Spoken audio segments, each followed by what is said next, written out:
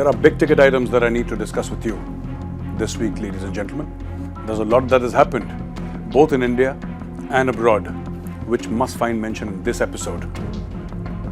Welcome to Checkmate. Only yesterday there was an attack on an army vehicle in area Jammu. Now, I'll just explain the topography to you before I get into the details and why this attack assumes significance, what are the reasons, how did it originate, etc.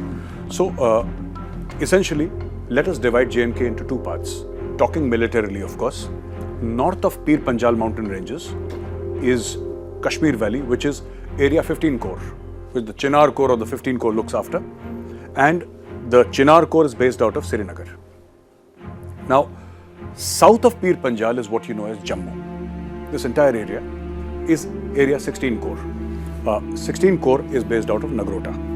Why are these things important? Is that terrorism keeps on shifting regions. So, ladies and gentlemen, what happens is that during the time when I was posted there, and I was posted to this place where this attack has taken place, roughly this area, I know this terrain well. I have walked on this land. I have, been part of convoys, etc. So, what happens is that in this area, you have roads, regular roads going through the hills. There aren't any sharp mountain peaks unless you keep on going north towards the valley. There aren't any sharp mountain peaks, but there are daunting hills. There's a lot of foliage, a lot of vegetation. It can get both very hot during summers and very cold during winters. There is incessant rain, and the foliage is so thick that in many places, if you were here with a section of 10 people inside the jungle or inside the forest, a terrorist could hide 20-30 meters away from you and you'd never come to know if he chooses to keep quiet and not move. It is that sort of a terrain. Now, this Rashtra Rifles vehicle was going, it was attacked by terrorists. They fired upon it, and apparently, as per army reports, they threw a grenade. Please watch this video and I'll explain what is happening and why it is happening after you watch this video.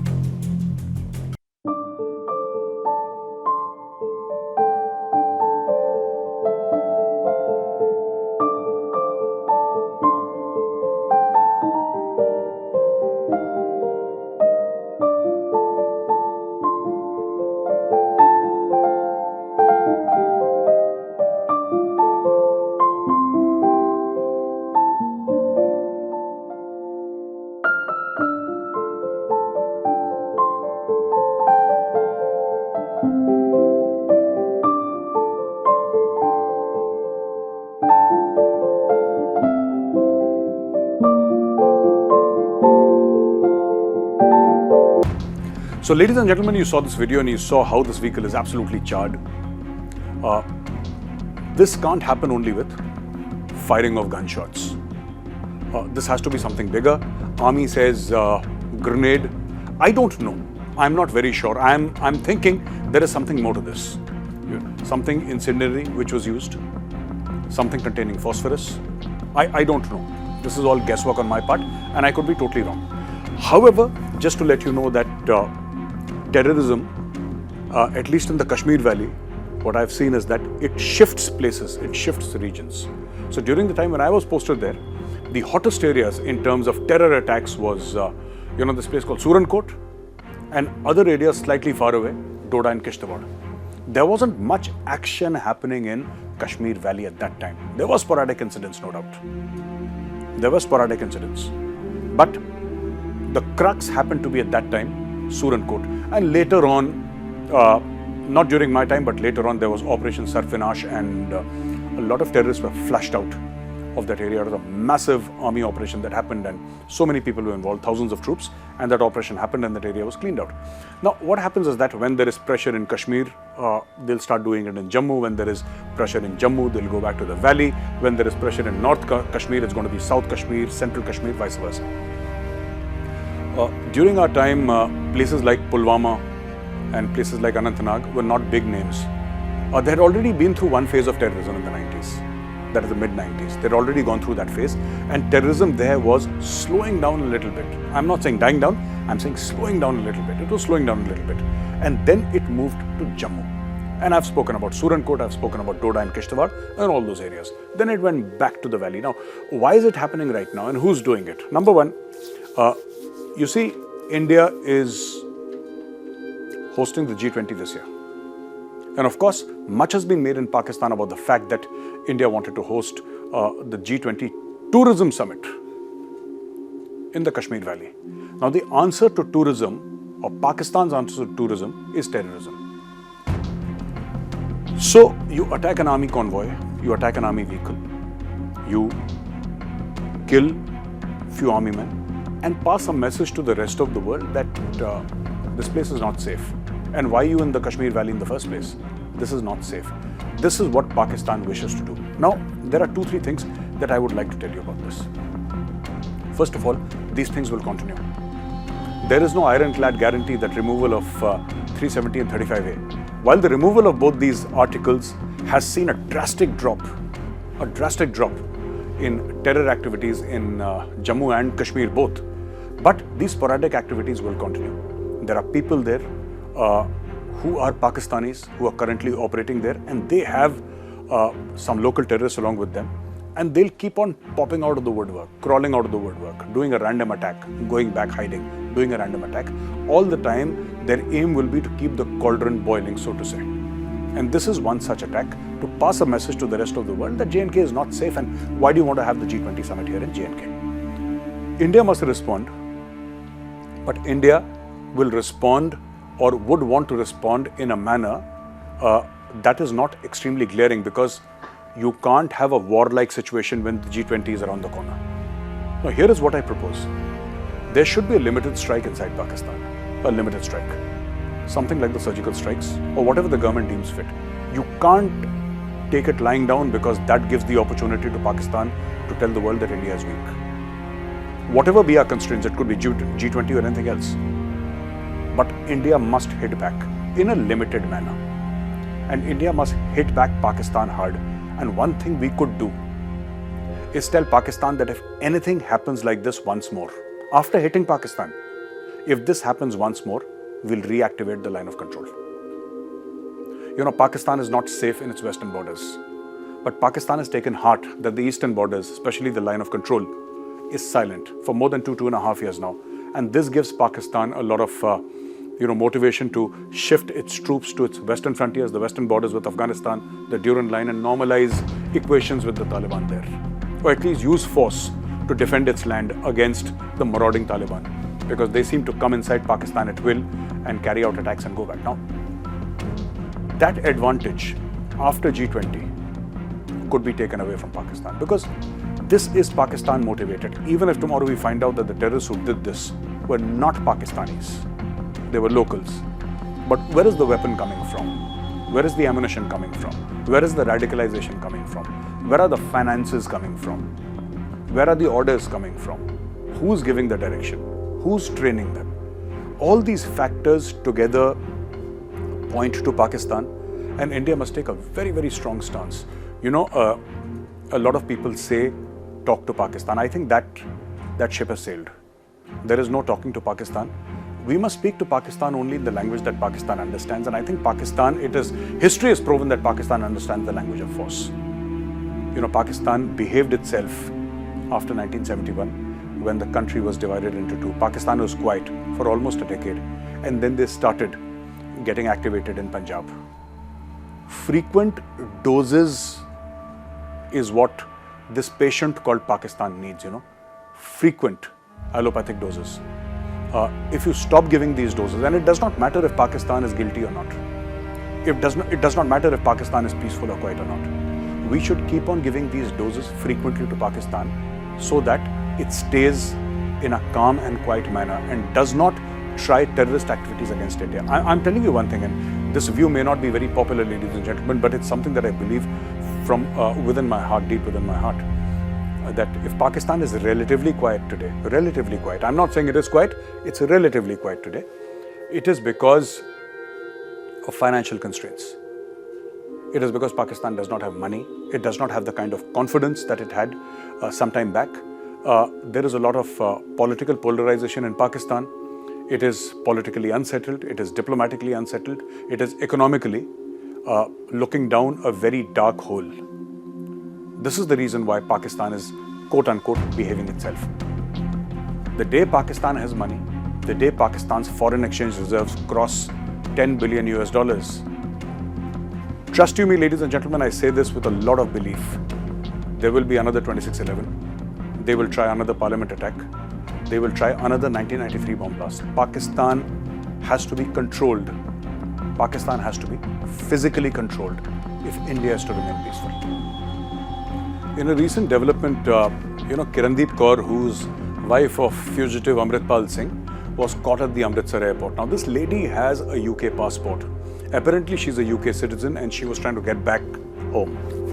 So the police caught her at the airport, the immigration authorities caught her at the airport, and now she's answering a few very uncomfortable questions. Now, a lot of people on social media said, or have been saying, why are you targeting the wife?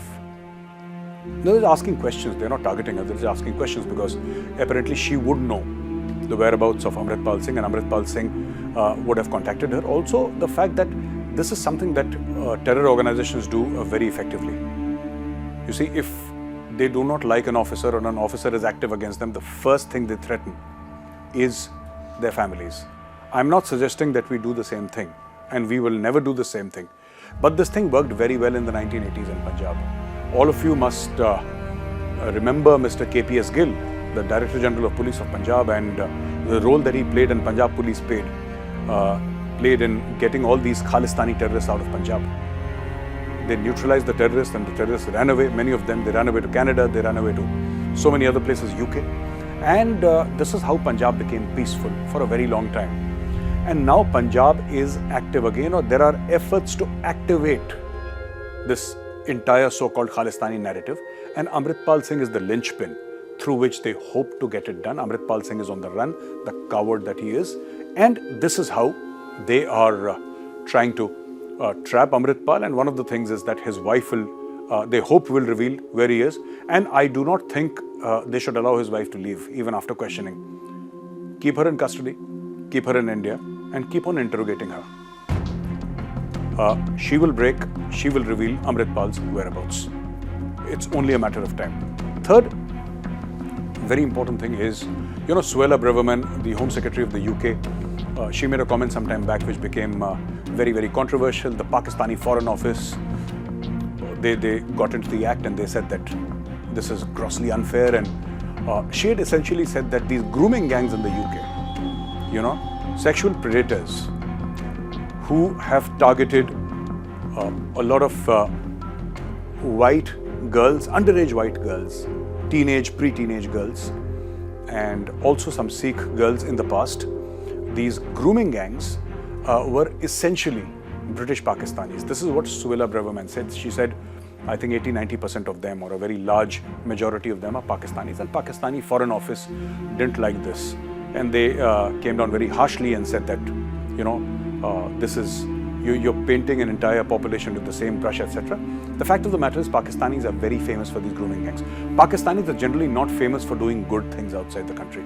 Very few Pakistanis are there who are doing good stuff. Generally, you'll find many Pakistanis involved with criminal syndicates and, doing things related to terrorism or crime, mostly. Many of them in many Western countries are living on welfare, and they carry with them the same thing that they did in Lahore. One would imagine that if one moved from Lahore to London, they would move to better the circumstances. No. Pakistanis moved from Lahore to London to make London into Lahore. That is their long-term plan. At least that is the way they behave.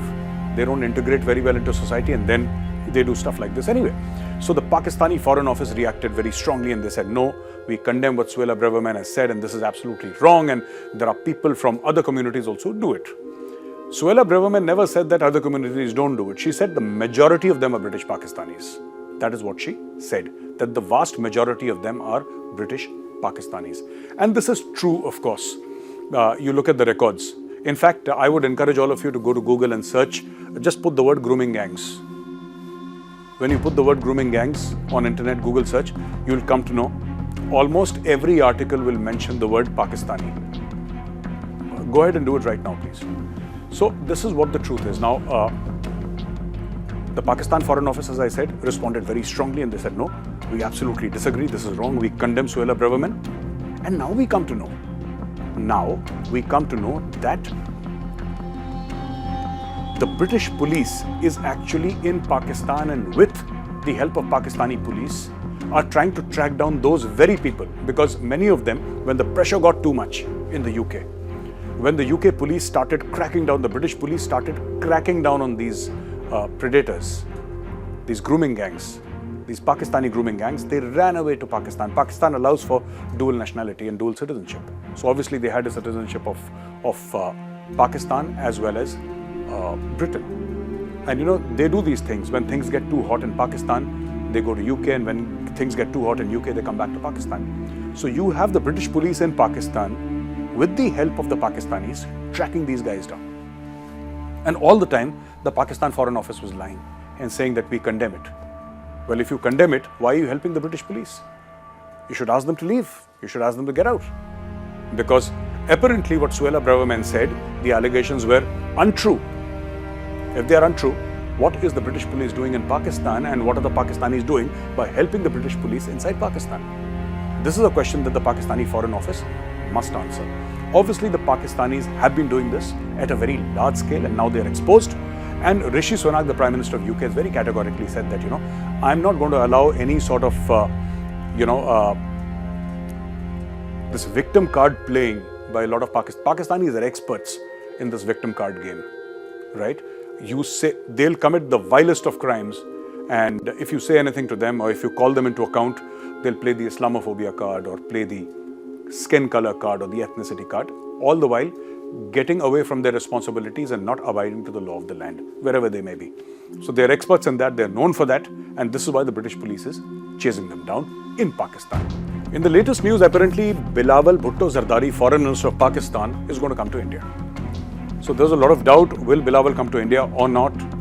So now the Foreign Office of Pakistan says yes, their External Affairs Minister Bilawal Bhutto Zardari will be in Goa in the month of May to attend the SCO summit. And it wasn't going to make any difference. And we know exactly what Bhutto will say here, because they have a certain script which is given by their army, and they can do nothing else. There is nothing else for Pakistan to talk about.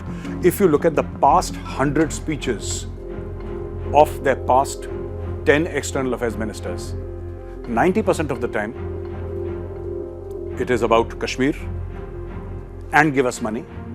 So there is a mixture of Kashmir and give us money. 10% of the time it's about Palestine. Pakistani foreign ministers strangely never talk about Pakistan.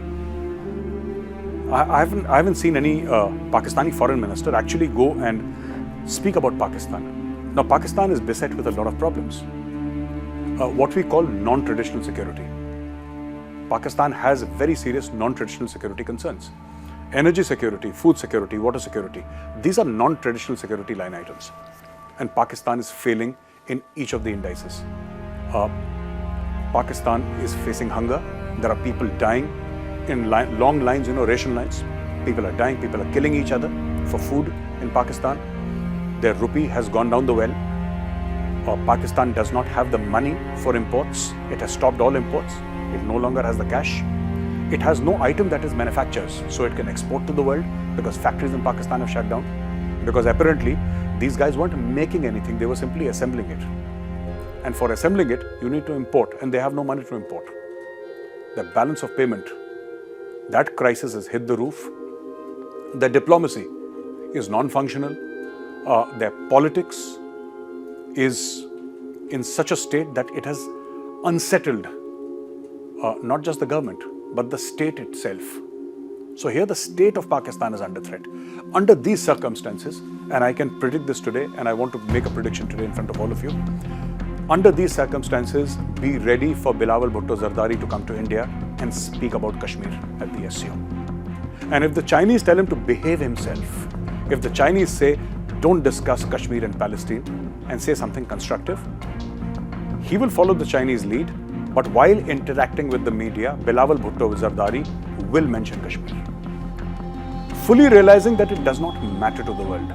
Fully realizing that the world knows that Kashmir is a quote-unquote synthetically manufactured conflict, manufactured by Pakistan. The world isn't concerned about Kashmir. The Muslim countries in the world aren't concerned about Kashmir. In fact, they are investing heavily in Kashmir. But Pakistan is a one-trick pony, ladies and gentlemen. Pakistan is a one-trick pony. That's all it knows. Kashmir, Palestine, Islamophobia. There is no other game in town. So as India prepares to take over China as the most populous nation on earth, the Chinese have got back peevishly and said that we have better quality labor. We have more qualified labor. It doesn't matter who's the most populous country on earth. There was a time when China wore it as a badge of honor. And for a very long time, for decades upon decades, China wore it as a badge of honor. The largest country on earth. The biggest country on earth in terms of population.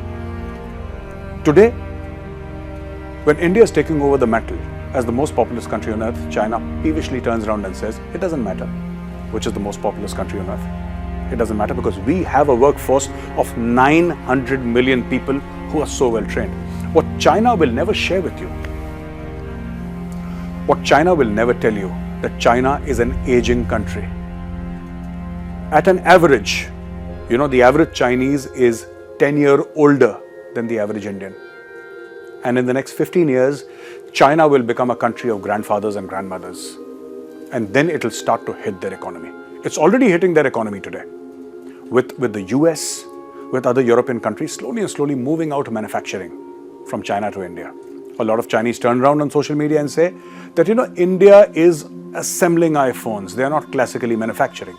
Well, it's a start. We have started assembling iPhones. Tomorrow, we'll get into manufacturing. One of India's most respected groups, Tata, has already entered the fray. They are in talks with Apple, and soon Tata will start manufacturing. And when Tata starts manufacturing, it's going to be the entire ecosystem. So you'll have entire, townships in India, if I may use the word townships, and I'm using the word loosely, entire townships that do nothing but mobile phone manufacturing. Let the world not forget that India is the second largest mobile manufacturer in the world after China. And the gap between China and India is closing very fast. So ladies and gentlemen, this is all that I have for you this week. I hope you like this video. I hope you like this episode.